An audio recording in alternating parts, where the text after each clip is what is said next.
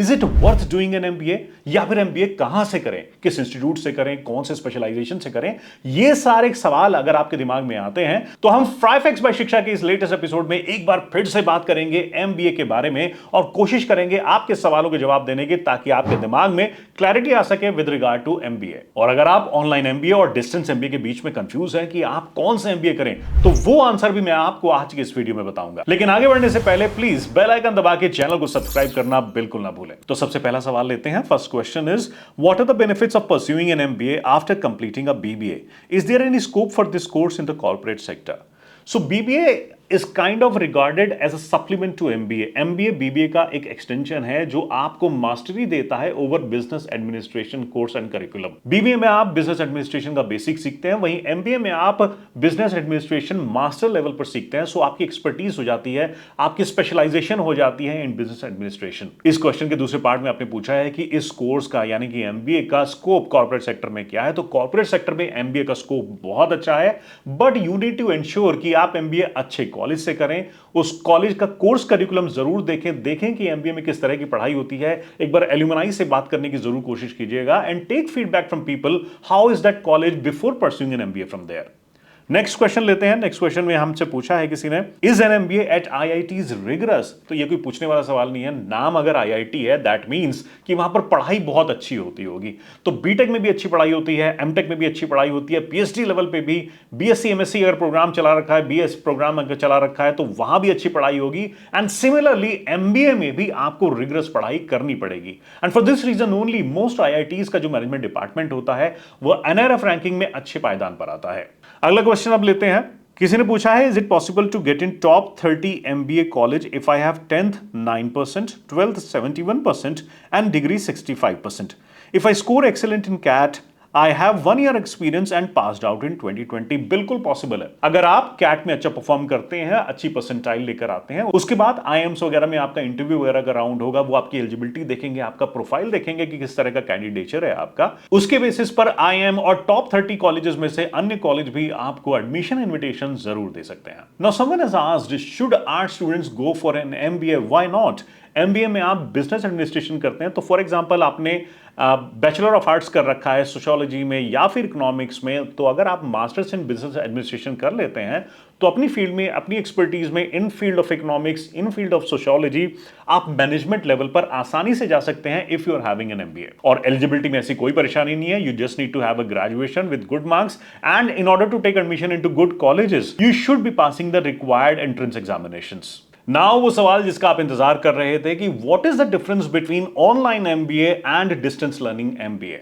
सो दोनों में काफी फर्क है। ऑनलाइन एमबीए में जहां पर आप ऑनलाइन मोड से एजुकेशन पढ़ते हैं, आपकी पूरी क्लासेस, पूरी एजुकेशन ऑनलाइन दी जाती है, आपको एक पोर्टल एक्सेस दी जाएगी जहां पर आप अपने लेसन्स, अपने करिकुलम को एक्सेस कर पाएंगे। वहीं ऑफलाइन मोड पे कंप्लीटली ऑफलाइन भी हो सकता है और मिक्स्ड भी हो सकता है।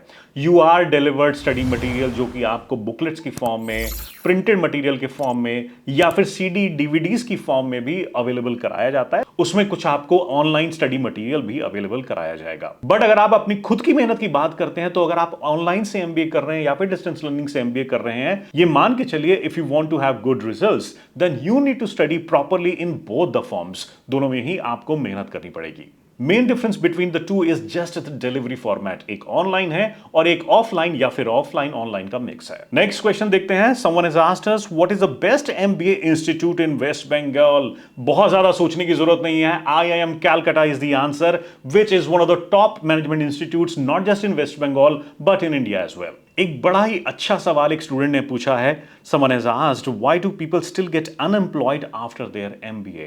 कि MBA करने के बाद भी अनएम्प्लॉयड लोग कैसे रह जाते हैं?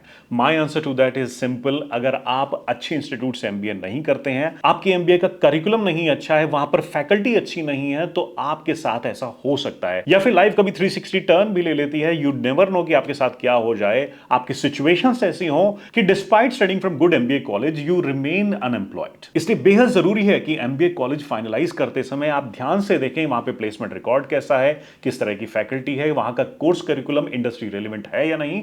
और एक बार एल्यूमनाई से, जैसे मैं कहता हूं बार बार, बात जरूर कीजिए और कोशिश करिए उनसे फीडबैक लेने की। How is the course, How is the institute overall? In the next question, someone has asked us what degree should we do before an MBA? So MBA करने से पहले ऐसा कोई मैंडेटरी नहीं है कि आपको एक तरह की डिग्री करनी है, आप एक ग्रेजुएशन कोई भी कर सकते हैं एज पर योर इंटरेस्ट। तो मेरा सजेशन आपसे यह है कि आप MBA को टारगेट करने से पहले अपनी ग्रेजुएशन को टारगेट करें, डिसाइड करें कि आप ग्रेजुएशन में क्या करना चाहते हैं, आपका इंटरेस्ट किस में है, वो बहुत जरूरी है, एंड देन अपनी ग्रेजुएशन फाइनलाइज करें।